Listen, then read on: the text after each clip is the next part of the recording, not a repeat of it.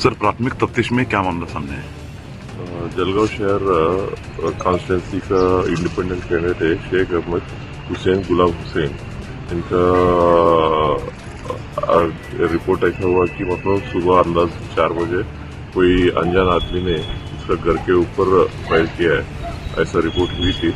और उसका घर का खास विंडो का खास टूटी थी। फिर इसके वजह से उनको पता चला ऐसे उसके घर के ऊपर फायर हुए। पुलिस को रिपोर्ट करने के बाद पुलिस यहाँ पे आई, सीसीटीवी फुटेज और बाकी हमें तपास चल रहा है। प्राइमा फेसी कितने राउंड फायर हुए, कुछ idea? Prima facie 3 round fire किया है ऐसा पता चला और बाकी इन्वेस्टिगेशन चल रहा है। हुई है। और जो अभी प्राइमरी चौकसी इन्वेस्टिगेशन चल रहा है, क्या पता चला है और क्या लगता है आपको कि किस वजह से ये कोशिश की गई? बहुत थकान की वजह से गहरी नींद में थे हम सब, और जिस वक्त ये फायर हुई तो ऐसा लगा कि भी जैसा कुछ फूटा है। लेकिन थोड़ी देर के बाद जब उठकर देखा तो खिड़की के जो है कांच फूटे हुए मिले और अंदर एक बुलेट मिली है। 2 जगह खिड़की में छेद है, 2 बुलेट होना चाहिए। दूसरी बुलेट जो है वो ढूंढ रहे बाकी के लोग डिपार्टमेंट के। क्या लगता है क्या वजह रही होंगी हमले के पीछे? मेरी साइड से तो कुछ नहीं है, मगर कोई और मेरे बारे में क्या सोच रहा वो मैं नहीं जानता। हम इलेक्शन को इलेक्शन के हिसाब से ही लड़ते। कोई अगर आज अपने अपोजिशन में है तो वो सिर्फ इलेक्शन की हद तक है। पर्सनली कोई किसी का अपोजिशन परमानेंटली होता ही नहीं है। और मैंने पूरे इलेक्शन के कैंपेन में जलगांव शहर के डेवलपमेंट पर ही अपनी बात रखा। मुझे ऐसा लगता है कि जिस तरीके से मैं बिल्कुल क्लियर स्टैंड के साथ ये इलेक्शन कंटेस्ट कर रहा हूँ तो सभी ने वैसे ही करना चाहिए, और पॉसिबल है कि वैसे ही कर रहे हैं। लेकिन फिर भी कुछ ऐसे लोग हैं कि जो इस तरीके की बुज़दिलाना हरकत कर रहे, ये अच्छी बात नहीं है।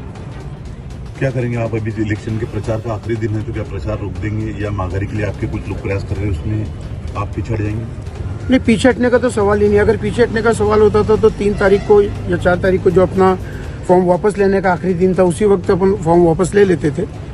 इलेक्शन डट कर लड़ेंगे, आज का आखिरी दिन है। ये जो फायरिंग हुई, ये फायरिंग अपने हौसलों को नहीं रोक सकती, उसको कमज़ोर नहीं कर सकती।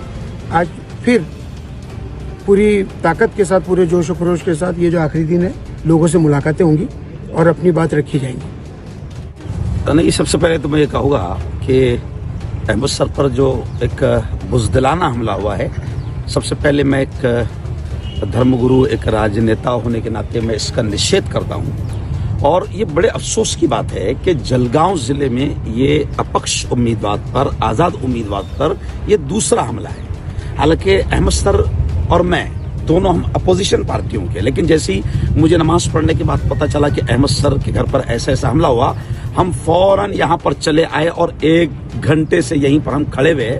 मकसद सिर्फ हमारा ये है कि एसपी साहब आए, पुलिस के तमाम अधिकारी आए, हम उनसे बात करें और इसके निषेध के साथ साथ कड़ी कार्रवाई की हम मांग करें। हमें खुशी है हमारे इलाके के पीआई निकम साहब, हमारे गाविद साहब, ऐसी एसपी साहब, पूरा डिपार्टमेंट यहाँ पर आया, इस बात पर हमें खुशी है। लेकिन अब हम उम्मीद करते हैं डिपार्टमेंट से कि आज ही इस मामले को सामने आ जाना चाहिए। जो भी आरोपी है उसका जो भी मकसद है, डराने का, खौफ का, धमकाने का, वो सारी चीजें सामने आना चाहिए। और हमारा मेहरून इलाका बड़ा अमन वाला इलाका है, शांतिप्रिय इलाका है।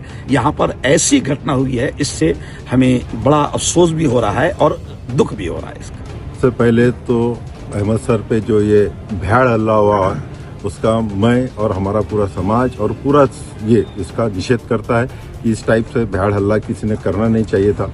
रही दूसरी बात कि ये दूसरी घटना जलगांव जिले में भी इलेक्शन के दौरान अपक्ष उम्मीदवार पर फायरिंग करना, ये किसी तरह से हम जलगांव वाले बर्दाश्त नहीं करेंगे।